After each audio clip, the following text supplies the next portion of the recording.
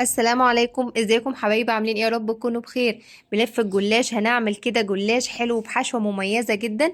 هنعملها محشيه بالكنافه، حاجه كده في منتهى الجمال، سكرها مظبوط، طعمها في منتهى الجمال. يلا نعمل الشربات: كوبايتين سكر، كوبايه ونص ميه، نص ليمونه وفانيليا. هنحضر الحشوه بتاعتنا، هنحمر كده شويه كنافه معاهم كده فول سوداني. هحمر الكنافة كويس قوي، وبعد كده هنزل عليها بالفول السوداني المجروش، نص كوباية من السكر، رشة فانيليا، ونص كوباية من العسل اللي حضرناه مع بعض في أول الفيديو. هدهن الصينية بتاعتي كده دهنة حلوة من السمنة.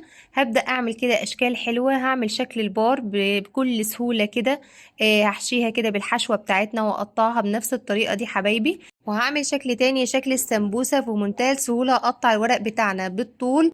كل شريطة معانا هيكون حوالي 5 سنتي، وهلفها لفة السمبوسة يبقى معايا بالشكل ده. هخرج الجلاش معايا سخن